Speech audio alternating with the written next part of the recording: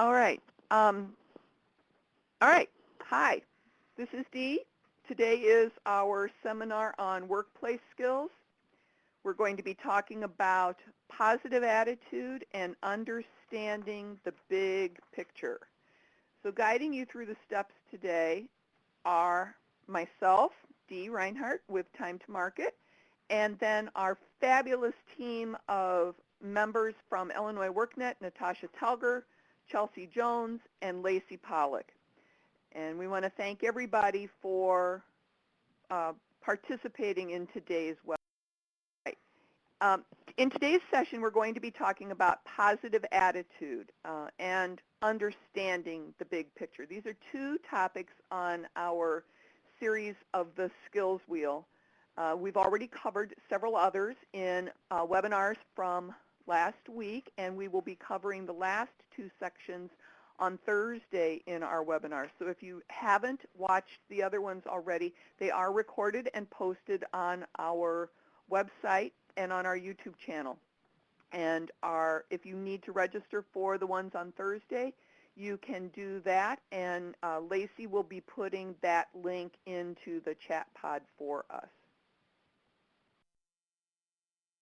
So what you want to do is you want to keep your face always toward the sunshine, and the shadows will always fall behind you. Walt Whitman, a famous poet, wrote that for us, and it really embodies the positive attitude that we want to try to embrace as we learn a little bit more today. So what I have for you first and foremost is a scenario, just like we've done in the past. We have two questions that we're going to pull out right now. And I would like for you to answer them once you have heard the entire story here. Luma has always done a great job at work. The business she works for was growing and needed more workers. Recently, they hired Scott to help Luma with a new project. Luma did a great job training Scott, but when he started improving, she became jealous. She started getting too competitive with Scott and taking on more work. She started staying up too late to meet her deadlines and wasn't getting enough sleep. She also started being overly critical of Scott and gossiped about things he should have done better. How do you think this affected their team, and what went wrong? What should be done next? So if you can, answer your polling questions with what you think happened and how the supervisor could help.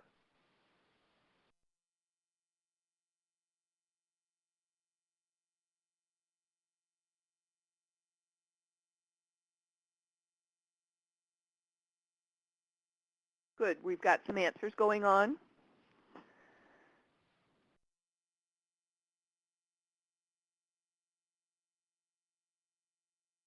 It looks like a lot of people thought that it created tension between the coworkers, which is exactly what it could have done.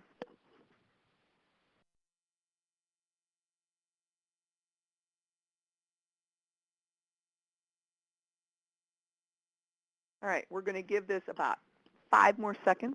I'm going to count it down. 5, 4, 3, 2, 1. All right, we're going to close these polls. So let's talk about attitude. A positive attitude will help you. It helps you cooperate with coworkers and supervisors. It helps you take directions willingly and exhibits eagerness to learn. You can act in a pleasant and polite manner with your customers, coworkers, and supervisors. It helps you be optimistic and quickly reorients negative outlooks into a positive outlook. It helps with your values about how attitudes can affect performance and group dynamics, and you can try to positively influence conditions. With self-control, you want to be able to suppress your own reactions and remedy difficult individuals or situations with a calm and non-defensive manner. It helps you keep personal matters from interfering and maintain top performance. With adaptability and flexibility, you want to be able to employ unique analysis. When you do that, it helps you generate new and innovative ideas in complex areas. It helps you integrate seemingly unrelated information to develop creative solutions. It also helps you develop innovative methods of obtaining or using resources when insufficient resources are available. When you entertain new ideas, it helps you open up to considering new ways of doing things. You actively seek out and carefully consider the merits of new approaches to work. And it helps you willingly embrace new approaches when appropriate and discard approaches that are no longer working. When you deal with ambiguity, it helps you take effective action when necessary without having to have all the necessary facts in hand. You can easily change gears in response to unpredictable and unexpected events, pressures, situations, or job demands. It also helps you effectively change plans, goals, actions, or priorities to deal with changing situations. So how can you improve your attitude? We have a link on our website that is about improving positive attitudes. And if Lacey will put that into the chat pod for us, it's about what I'm going to talk about next. When you befriend people who think positively and who are optimistic, you get a little bit more positive yourself. You know that optimism and pessimism are contagious, so make sure that you avoid pessimists. You want to identify every negative thought that pops into your head, and you want to immediately get rid of them before they take control of your emotions. And if you can learn how to control your thoughts, you can learn how to control your emotions. If somebody tries to make you feel depressed by saying that you just can't succeed or you can't achieve your goals, consider those words a challenge and take it as a personal challenge. Take actions now and avoid procrastination. When you start taking action, you will feel much happier and you will be eager to do whatever it takes to achieve your goals. And don't try to do more than one job at a time. Whenever you try to do more than one job at a specific time, you'll start feeling nervous, pressured, and you'll begin to think negatively. Learn how to persevere, persist. Don't ever give up. Persistence is needed if you want to achieve great and important goals. To start a new project is easy, but to persevere and to challenge every obstacle that comes your way is the hard part. Get into the habit of thinking positively until this skill becomes ingrained in you. Believe in yourself and your abilities. Be confident. Don't allow negative thinking to stop you from accomplishing your goals and desires. And then, last but not least, listen and read everything that you can to develop your positive thinking skills that will help you achieve your goals. Always remember what Kahlil Gibran said. Your living is determined not so much by what life brings to you as by the attitude you bring to life. Not so much by what happens to you as by the way your mind looks at what happens. When you have a positive attitude, it helps. So let's look at another scenario. I'm going to read this to you, and you're going to answer the questions again, just like before.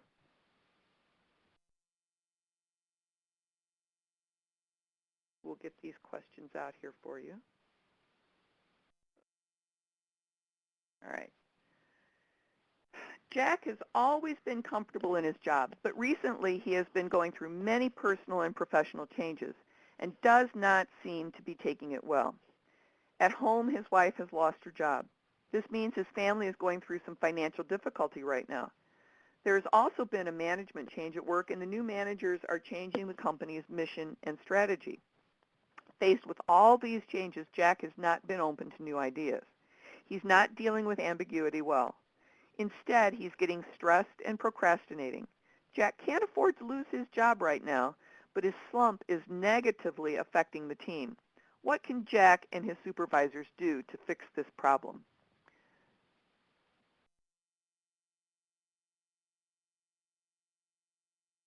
All right, we've got some answers going on.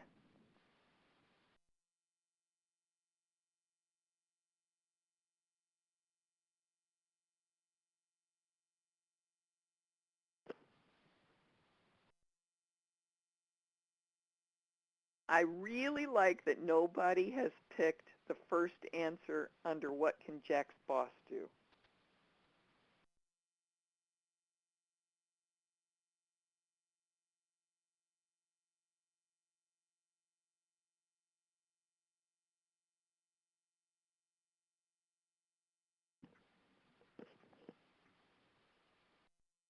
All right, we're going to give it just a few more seconds. And I'm going to count it down here in 5, 4, 3, 2, 1. And we're going to hide the pods. Thanks for your answers, everybody. So supervision means that you need moderate or minimal supervision to complete tasks. It helps you show effort to accept direction and constructive criticism with a positive attitude. You can use feedback to improve work performance. You can consistently accept direction and constructive criticism with a positive attitude, and you can use feedback to improve your work performance and provide new and useful ideas to an employer. We have another article link that we're going to share here, and what you want to do is be a good example. Have you ever heard the phrase, do as I say, not as I do? This isn't really good advice for managers. Employees will always watch what you do more than they listen to what you say. Don't be hypocritical. Be someone worth following. And then always appreciate your employees. Everyone likes to be appreciated for the work they do. Employees like to feel as if they are a valued part of the company, which will also help them do their best. When you're motivating and inspiring, you're generating enthusiasm. And you do that for the different task objectives and team accomplishments through standard and creative influence techniques. You want to focus team effort and enthusiasm on goal attainment. And you want to make sure that you secure behavioral commitment of team members for that goal. When you recognize someone, you do that for their contributions and achievements of all types. It's not only high visibility people, but also the low visibility jobs as well. And you want to actively search for contributions that can be recognized. And you want to recognize improvements in performance as well as commendable efforts that failed. When you reward staff, you want to make sure that you are rewarding them for their high performance. And you want to take time to determine what is rewarding for individual employees, and then fairly and objectively dispense those rewards based on the performance indicators that reflect that person's effort. And then you want to set an example. And you want to do that by acting in ways that are consistent with your organization's goals and objectives. And if that's not happening, you want to confront behavior that undermines the reputation of the organization. Have you ever heard from a boss or said to your employees, I don't ask you to do anything that I wouldn't do or haven't done myself? Very similarly to that is, are they behaving the way they want you to behave? So what I want to do now is I want to look at a couple of things, and I want you to answer this poll question for me of what would be a good reward for you.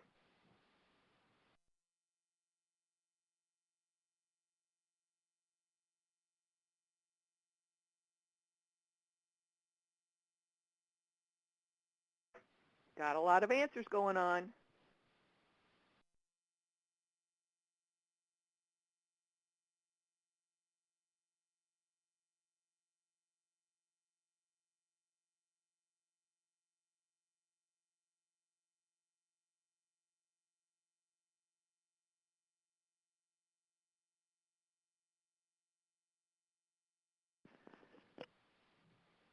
All right, these are all of these suggestions are suggestions from 1,001 Ways to Reward Employees by Bob Nelson.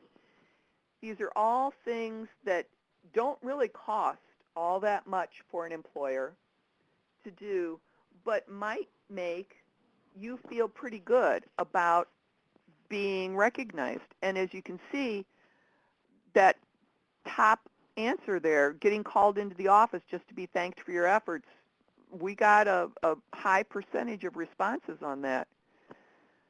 So understanding what motivates your employees helps you in the reward process. I'm going to hide this poll question here. So when you want to motivate your employees, you want to do a few things here. And we have another link that's on our website on Illinois WorkNet that we can share in the chat pod. And what you want to do is you want to understand that leadership is a privilege. Too many bad bosses look on employee problems as an unwelcome intrusion on their time. They unconsciously wonder why the employee can't fix the problem on their own. Instead, they treat each such interaction as an opportunity to forge a deeper connection with that employee and revisit the values you want them to hold on to and display. You also want to recognize that the people that report to you are human. They are individual human beings who are driven by fundamental human urges. They also want to be happy and free from suffering. While you have to ensure that organizational goals are met, do so in the context of each person's personal learning and growth. It's your challenge to foster this. It's also where you should be spending a good chunk of your time. Be authentic. Countless methods espouse giving employees a pat on the back to make them feel good and encourage them to work harder. This is perhaps this is correct, but disingenuous praise is at some level manipulative, and neither of you will feel good about this. You want to generate employee loyalty by offering praise because it is a genuine expression of how you feel. Doing so will help magnify the results many times over. Here's an important one. Work on yourself first and constantly. You can't teach someone to play better chess unless you're a darn good player yourself. If you want to inspire others, you have to have found your own calling. Your goal is to get to that point where you no longer try to inspire others. You are vibrating at such a high frequency of self-assuredness that others are inspired simply by being around you. You want to consciously try on every occasion and in every interaction to raise the level of your employees' consciousness, both individually and collectively. Hold up a vision of what they are capable of doing and becoming, and what, as a result of their efforts, the company can become. Do it often enough that it becomes a collective vision, not just yours alone. Make sure that employees can see firsthand the value of what they are doing and the impact it has. The CEO of a hotel chain makes it a practice to invite guests who send in strong testimonials to visit again at their expense and meet the housekeeping staff. The manufacturer of a medical equipment company records grateful statements from patients whose lives have been saved by their devices and shares these video presentations at internal company meetings. Use your own creativity to come up with your own methodology, but be sure that your method demonstrates the very real value and impact of your employees' contributions. Ask your employees. Ask each employee who reports to you what is one thing you can do to make their life easier. If it's at all possible, do it. If not, explain why you can't and ask them for another thing.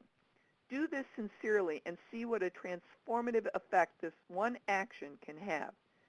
And repeat it again in 6 months.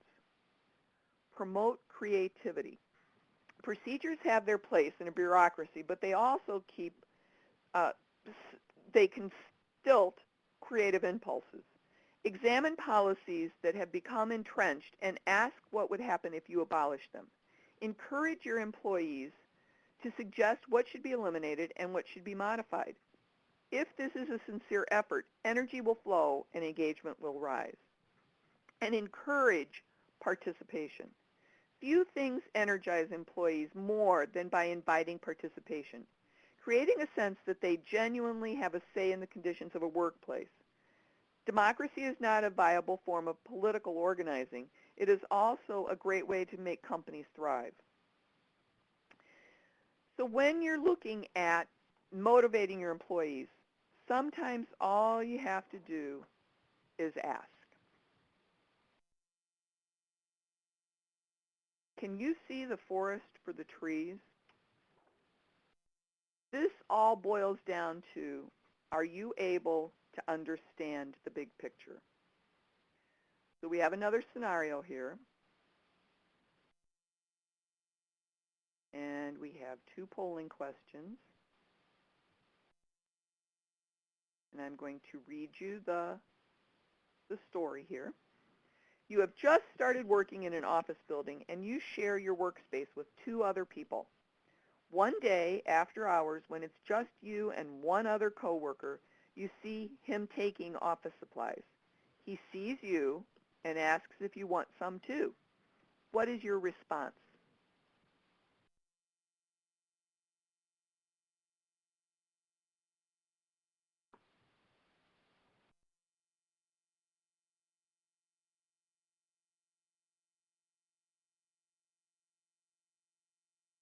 All right, we've got some answers going on.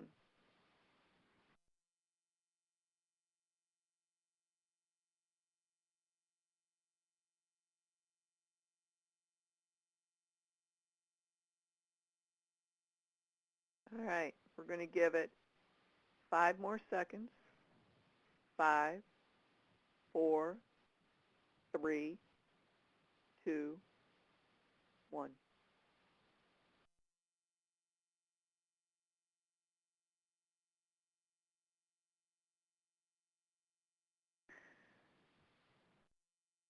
Situational awareness is part of business fundamentals. It helps you understand the organization's mission and functions. Recognizing one's role in the functioning of the company and understanding the potential impact of your own performance can have on the success of the organization. You want to be able to grasp the potential impact of the company's well-being on its employees. And you want to identify how the company functions within the broad world of business, industry, and service. You also want to be able to understand the necessity and benefits or disadvantages of organizational change. Policies and procedures. Everybody has them. They help you understand the rationale behind organizational policies and procedures. They help you follow the rules and procedures. You are able to read all directions before starting, and you can break down instructions and prioritize implementation. You want to be able to check for clarification when directions are unclear, and you want to be able to appreciate relevance of procedures to performance and contribute suggestions for new or better procedures. Business ethics. With these, you want to be able to demonstrate respect for coworkers, colleagues, and customers. You want to be able to act in the best interest of the company, the community, and the environment. You also want to be able to comply with applicable laws and rules governing work and report loss, waste, or theft of company property to appropriate personnel. Market knowledge means that you are able to understand basic economic concepts, that you understand market trends in the industry and the company's position in the market. You also know who the company's primary competitors are and stay current on organizational strategies to maintain competitiveness. You also want to maintain quality, which helps with you when you are able to implement quality control systems and practices to ensure all quality products and services. We want to touch next on the importance of business ethics. We have another link from our entrepreneurs section that Lacey will put in the pod. And what we want to be able to do is understand that companies that have made a commitment to behaving in a socially responsible manner know that committing to ethical behavior is not only the right thing to do, it's also good business. To answer the question of why business ethics are important, you must understand what the phrase business ethics really means. At the most basic level, business ethics are nothing more than the code of values and principles that govern the actions of a person or a group of people regarding what is right versus what is wrong. A person's sense of ethics has an impact on the type of conduct the individual will exhibit. When people are able to tell the difference between right and wrong, and they choose to do what is right, then they are acting in an ethical manner. Business ethics aren't just about the difference between right and wrong. They are the actual application of the knowledge to business. So why are business ethics important? While many businesses have codes of ethics, the words written in a formal code are valuable only if their intent is reflected in the actions of the people who represent the organization. A business cannot be any more or less ethical than the people who run it and work for it. Within a company, people take their cues regarding the behaviors that are acceptable based on how they see the company's leaders acting and the behaviors that they see being rewarded by their peers. Businesses that are managed by leaders who conduct themselves in an ethical manner and who reward employees for doing what is right are much more likely to be characterized by a positive ethical culture. So another link that we have from eHow talks about understanding business ethics. And you want to consider why you should be ethical. Sometimes it's easier and more lucrative to act unethically in business. So why should you act ethically? For the same reasons you stop at red lights when you're driving, even when no one else seems to be on the road. Following the rules makes doing business safer for everyone, including yourself. However, often being ethical goes beyond established rules and laws. Learn the ethics rules of the road. While it is true that some of the ethics are gray areas, and several philosophies prescribe different solutions to ethical problems, there are some basic ethical ideas. Some of these ideas include not hurting anyone, telling the truth, acting fairly, contributing to society, and refraining from prejudice. You want to practice ethical actions. Often the best way to understand an idea is to put it into action. This is especially true in the case of ethics. Actions can be unethical, neutral, or ethical, and it's best to stick to neutral and ethical actions. Before you take a business action, consider if the action is ethical. Thinking through the consequences of actions is the hallmark of an ethical business person. Find out the origin of mistakes. Ethics is not the good people versus the bad people. It's ethical versus unethical actions. To understand ethics, you must understand what causes people to take unethical actions. It's true that some people are that act unethically for both personal gain and because they don't care about the impact of their actions. However, more often, unethical actions come from employees who are confused, fatigued, or stressed. Make an ethics action plan. Ethics management planning helps reduce the number of ethics issues that result from being ill-informed or under pressure. The plan could be as simple as spending a few hours a day reviewing your decisions or as complex as a formal code of ethics.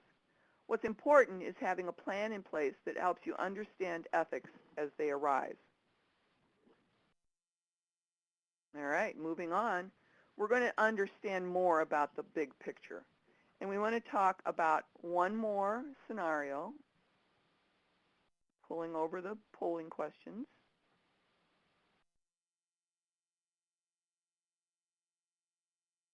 And we're going to read you the scenario here. You are working as a biofuels processing technician. It is your job to calculate, measure, load, mix, and process refined feedstock with additives in fermentation and monitor the production process. You just found out that new tax credits will be given to those who use biofuels in their machinery. This means there will be more demand for your product, the fuel. Why is that important for company employees to know? You can answer more than one question, or more than one answer.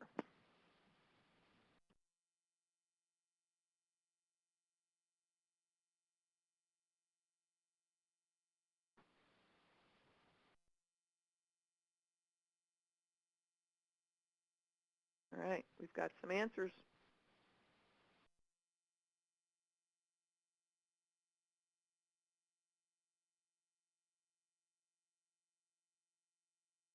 We're going to give it 5 more seconds. 5, 4, 3, 2, 1. Thanks for your answers, everybody.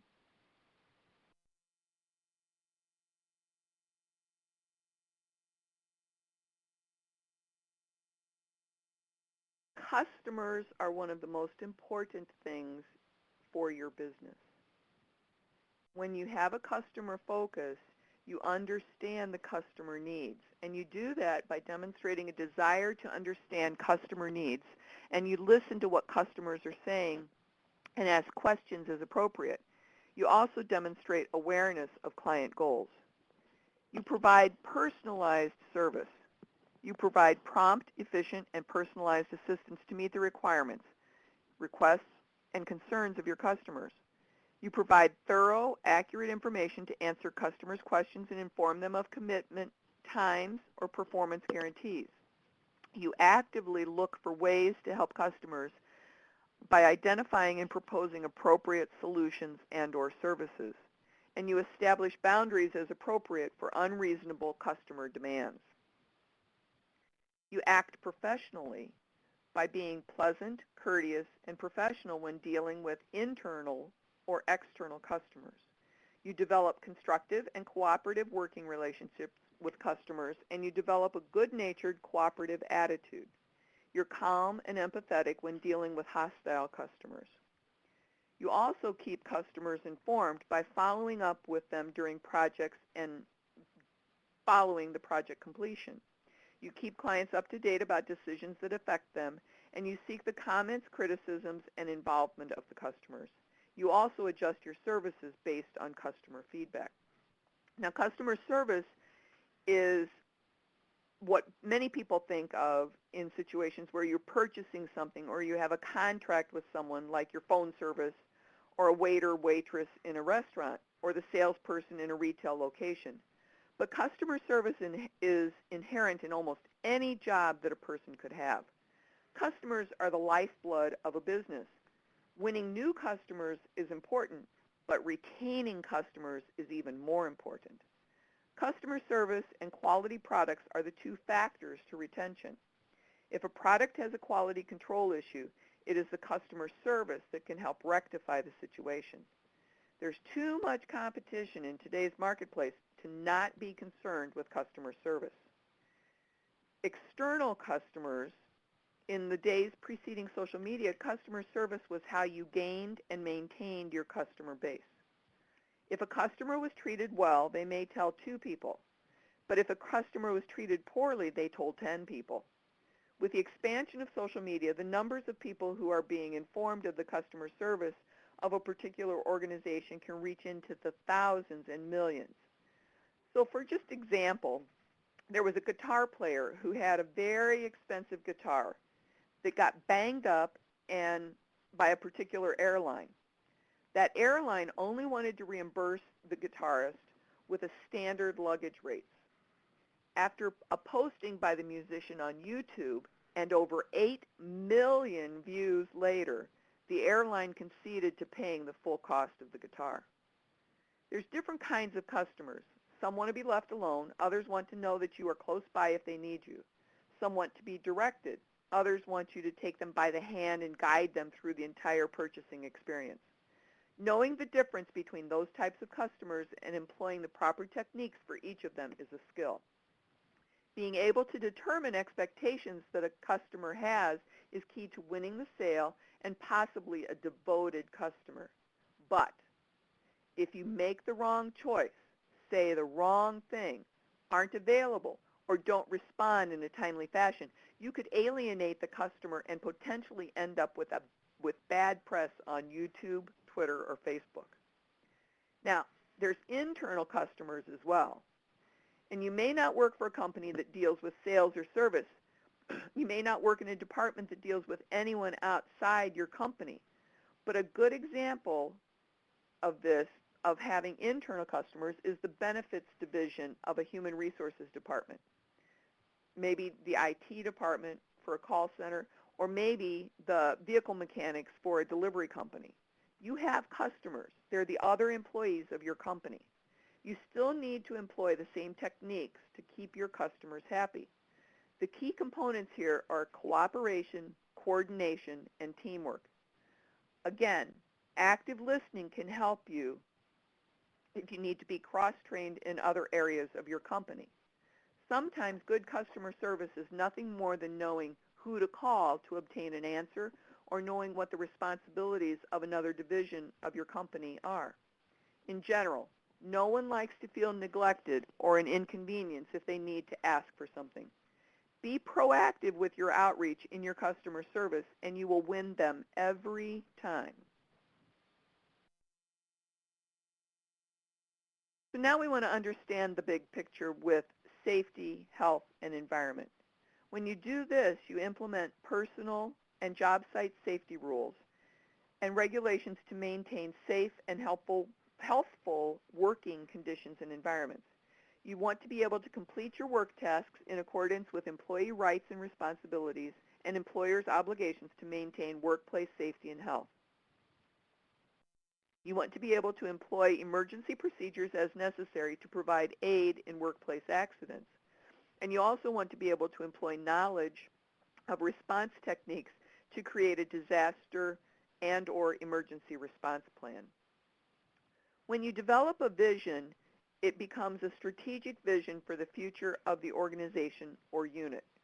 You want to generate excitement through identifying fundamental values and beliefs to guide the organization into the future, and commitment for the vision. And you want to gain commitment by skillfully making the organizational vision a reality and create a belief that vision can be achieved. Inspiring others means that you will be able to embody organizational vision and demonstrate a conviction in the vision in order to inspire others. Now, from a Business Week article, there's elements of creating a vision. You want to be brief. Embrace brevity. In one case, a company's vision is one sentence. It's Google. Google provides access to the world's information in one click. One investor told the people at Google that if an entrepreneur cannot articulate his or her vision in 10 words or less, he wouldn't give that entrepreneur a dime. If your listeners cannot remember your vision, it won't inspire anyone. You want to be specific. So you want to inspire. Inspiring visions rally people to a greater purpose, even if they seem daunting at first. On May 25, 1961, President John F. Kennedy outlined a specific vision to conquer space. Not only would America land a man on the moon and return him safely to Earth, he told a joint session of Congress, but America would do so by the last day of the decade. This is a specific goal and a specific timeline. Skeptics ridiculed Kennedy's plan as nothing but a pipe dream, but the bold, specific vision rallied the nation's best scientists to make it happen. You want consistency in your vision as well. A vision means nothing if your staff doesn't hear it consistently. When the writer Richard Tate, he said he left Microsoft and created a board game with a sketch he drew on the back of an airplane napkin. It was a vision to create a board game that gave every player a chance to shine. The writer reminded employees of the vision on a daily basis and used media interviews as opportunities to explain the concept. So that game became Cranium, and it remains consistent on Cranium's packaging, their website, press releases, presentations, and all their marketing materials. You also want to have an emotional connection on your vision. In order to create an emotional connection with your listener, your vision must be about your listener. In other words, if your vision is all about you, and it can be specific, concise, and consistent. But if you fail to touch your customer on an emotional level, your product may never improve, and it may never hit home with the client.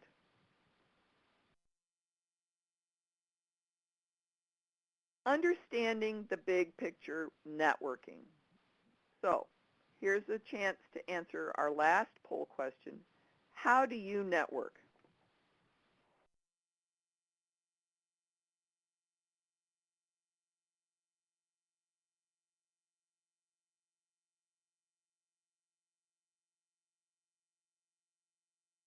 We've got some great answers going on. And if you're not already employing these tactics, you may need to investigate them.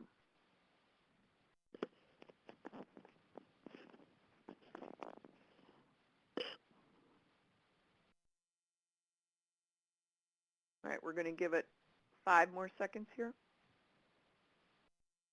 5, 4, 3, 2, 1.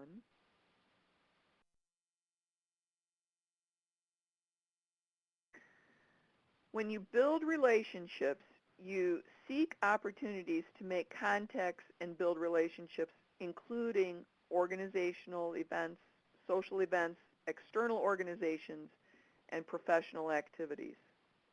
When you partner with people, you're able to establish strong and lasting partnerships with business contacts, and then you can proactively seek ways of increasing business opportunities with those contacts. You're able to skillfully influence and negotiate with partners to create opportunities that increase the competitive position of both parties. When you leverage your contacts, you are able to obtain information relevant to the health and continued growth of an organization. That includes enhanced perspectives and feedback on organizational performance. Now, one of the biggest and best ways to network is on LinkedIn. And if you weren't able to watch it or at the time or haven't watched the recording, Lacey will put the link in there for our webinar on LinkedIn into the chat pod. When you make an effort to add successful people to your network who achieved in business what you hope to achieve to help maximize business networking opportunities, you can learn why they are successful and fine-tune your skills by forging a solid business relationship with them. So if you want to read more about how to maximize your business networking opportunities, we have another link on our website that you can use. Strategic planning and action. You want to establish objectives, and those may be long-range objectives that you can specify the strategies and actions necessary to achieve your objectives. You also want to be able to identify the most probable short and long-term consequences of implementing various strategies. Strategically analyze the risks, benefits, and opportunities of those various strategies. And when you implement, you want to make sure that you competently implement those chosen strategies despite difficulty and resistance from others. When you're able to, you can collaborate across organizational units to ensure buy-in and follow-through on strategies. You can skillfully then obtain commitment from affected parties to transform strategic vision into reality. A good example of that, excuse me, for buy-in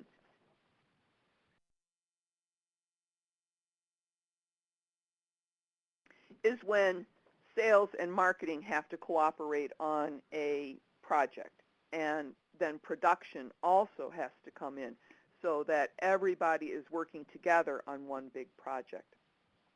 You want to capitalize on alliances by recognizing those alliances either internally or externally to the organization, that they are complementary and benefit the competitive position of multiple parties.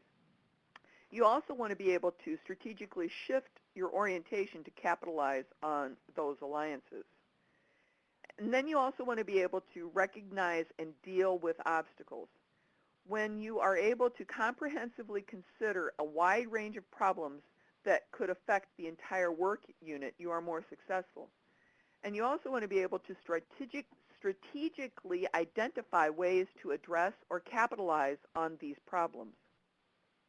You also want to be able to identify emerging trends and form strategic plans to address them. So simply put, strategic planning determines where an organization is going over the next year or more and how it's going to get there. And if you need to find out more, there is a strategic planning link on our website as well. Planners look at the various strengths, weaknesses, opportunities, and threats. This is also known as a SWOT, S-W-O-T, that regards the organization. When mission statements are written, they need to be a brief written description of the purpose of the organization.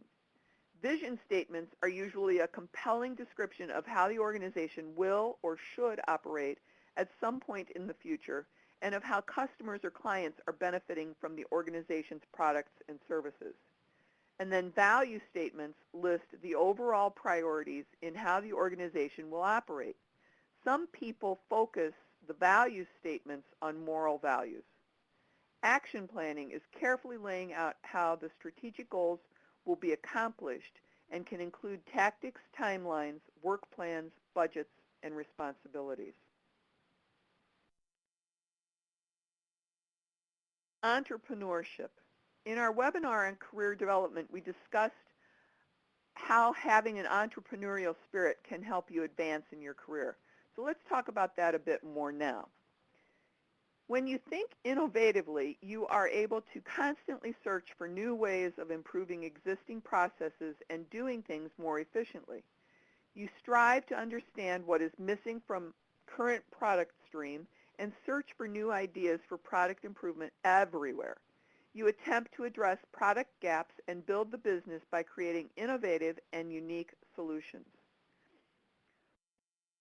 Influencing decision makers. When you are able to do that, you know which organizational leaders to influence to win support for new ideas, and you skillfully persuade key decision makers to invest appropriate resources to transform new ideas into reality. You're able to woo venture capitalists and other extra-organizational constituents to seek financial support for new ideas. When you encourage entrepreneurial activity, you encourage innovation in all team members. You challenge teams to take calculated risks for innovation, and you ensure that teams have time to pursue their ideas for new and improved products or processes.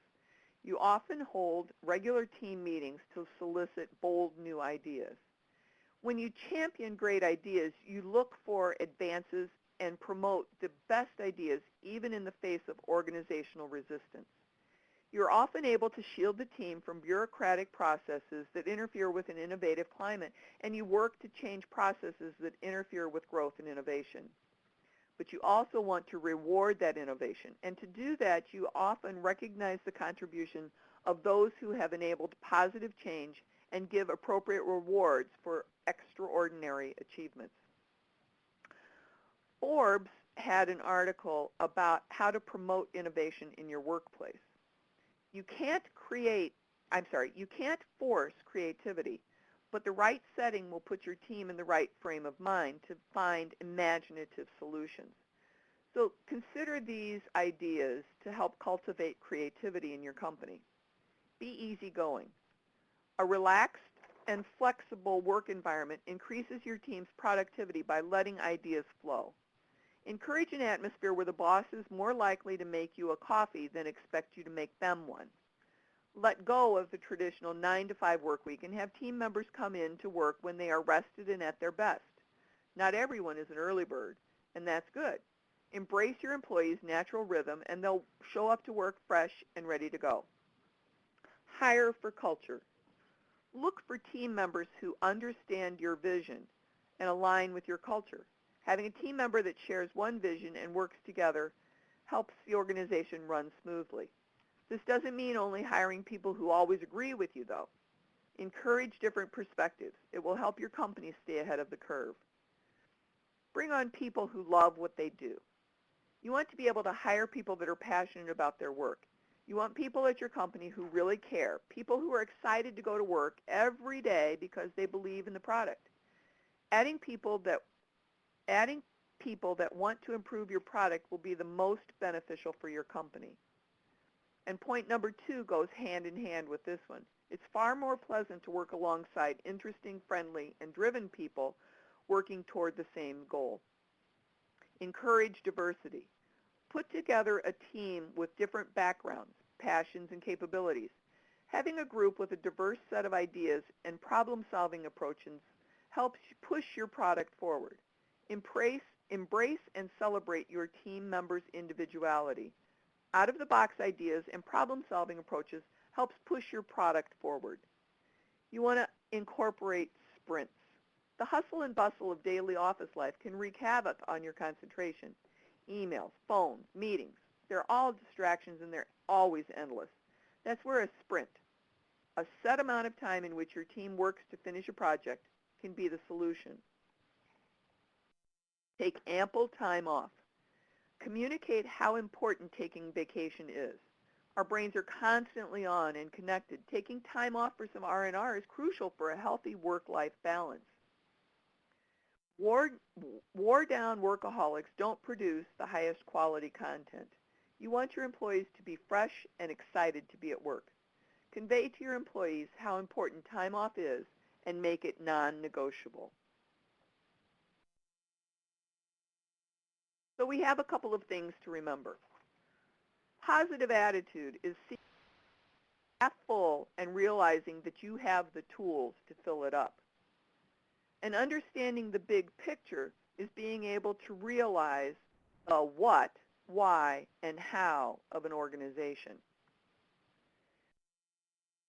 So that ends our presentation for today on positive attitude and understanding the big picture. On Thursday, we'll be talking about reasoning, problem solving, and decision making, and on Thursday afternoon, we'll be talking about communications. If you have not already joined us on our LinkedIn group, you can do that. And then you can also follow us on Facebook, LinkedIn, and Twitter. I don't see any questions in the chat pod, so I want to thank everybody for joining us in our webinar today. I hope you were able to learn a few things.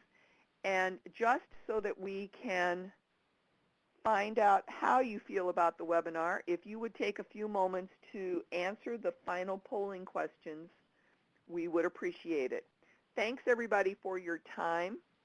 We will leave the webinar open for a few minutes so that you can grab the links out of the chat pod if you were not able to do so during the presentation. So everybody have a great day, and we'll talk to you Thursday.